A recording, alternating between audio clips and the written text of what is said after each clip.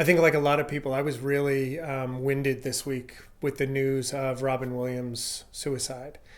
Um, it's it just came on top of everything from this insanity in the Middle East to these unarmed kids being shot, more children being shot, Ebola, you name it.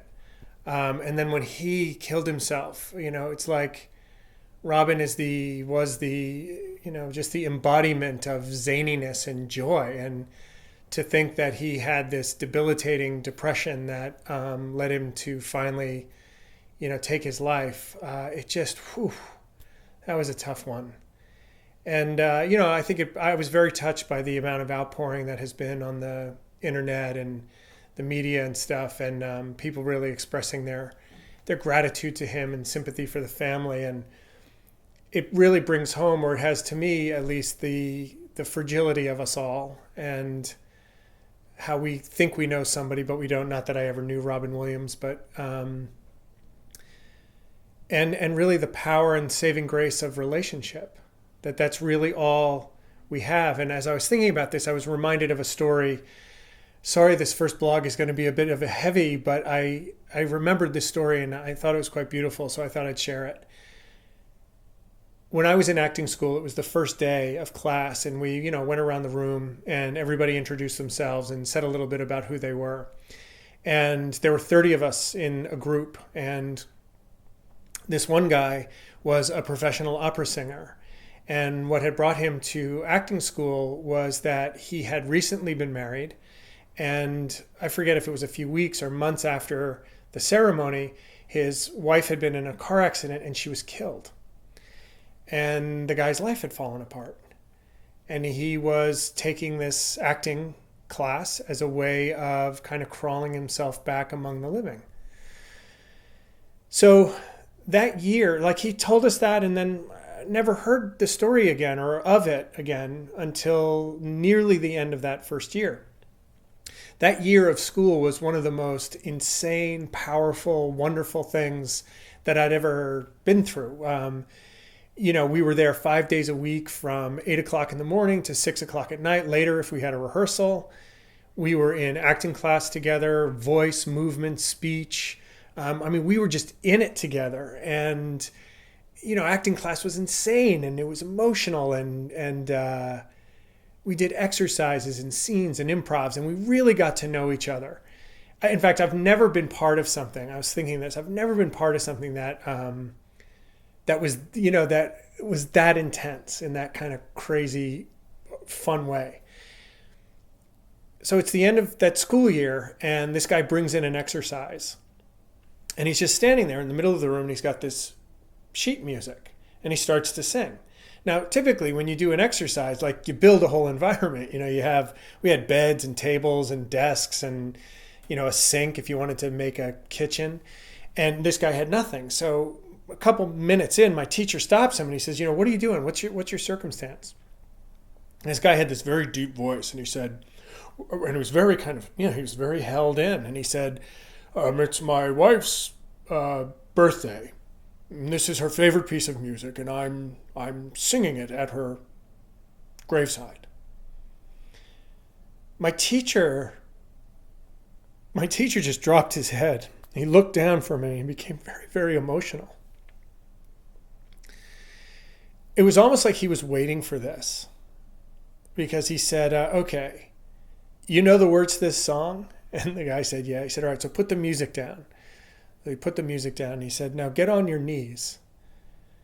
And the guy said, Martin, he said, kneel down, kneel at your wife's grave. The guy got down on his knees, and then he said, put your hands in prayer. And the guy put his hands in prayer, and my teacher said, now sing. You're kneeling at her graveside, sing to your wife.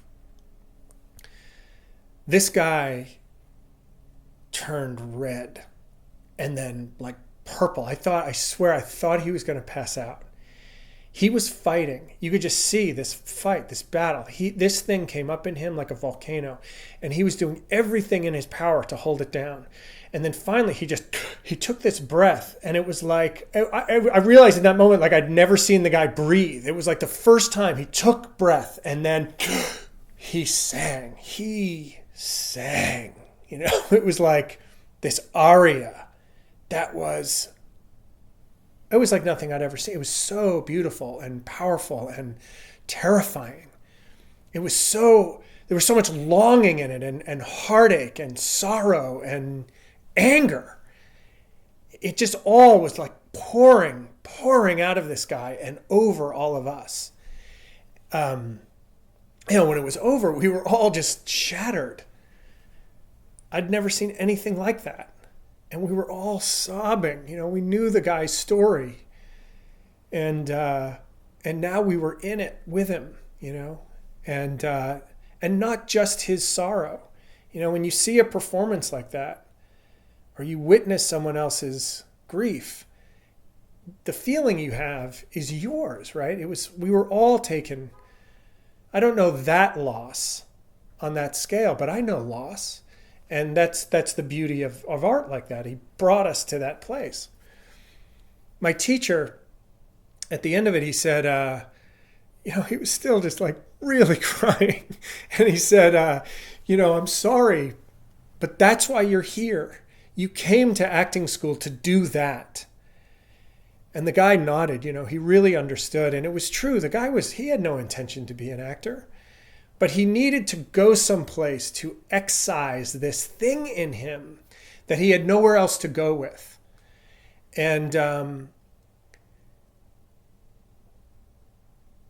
think about that. I've been thinking about it again because I'm so much older and, whatever. But I realized, like, what happened? Why was he able to do that? Well, he came to school, a stranger to us all. He told us his story, and then away it went. But in that year, in those subsequent months of every single day being together, being involved in this very intense, emotional, personal work, we bonded. We became a family in this very deep, very specific way. So that when he, nobody told him to do that exercise. I want you to come in and, do an exercise about your wife. He created it. So on some level, he was ready. And all my teacher did was, by giving him the direction of, putting away the music and getting on your knees, he helped him physicalize what his real intention was. And that helped him connect. He was already in the vicinity of the feeling. The direction put him in it. And he was able to really connect and sing. But the reason he was able to do that is because in that year of relationship, he now knew, or his unconscious, deep in his psyche, he knew that he was in a safe place where he could do this very unsafe thing that he needed to do. Because when you suffer a loss like that, and God forbid anybody suffer like that, but there's nowhere to go with it. How do you he couldn't get on with his life. He couldn't, what's he supposed to do? Go to a coffee shop or go back and sing with, it was like that was shattered for him. And until he went into this thing and, again, excised it, he couldn't get on with his life. And now once he'd done that, it didn't mean that the work was over. That was a huge step that came after a lot of groundwork had been laid. But once he'd, expressed it, he had to still metabolize that experience. He was never going to be able to go back and be the guy he was when he married her. He was never going to be able to go forward in his life as not someone who has suffered an unspeakable loss. He would carry that with him always. It's like people who lose their children. You don't ever get over that. You just go on. But it's helpful to have help and to assimilate what that experience is. Anyway, I just wanted to share this. It was just a very touching story. It was very meaningful to me. And as I've been seeing all of this stuff on the internet about, people pouring themselves out, you can see it through this lens of really what we're all doing is reaching for each other. Because none of us can believe what's going on in the world. None of us can believe Robin Williams is gone. And all we have to contain that is each other. I promise my next blog will be funny or something.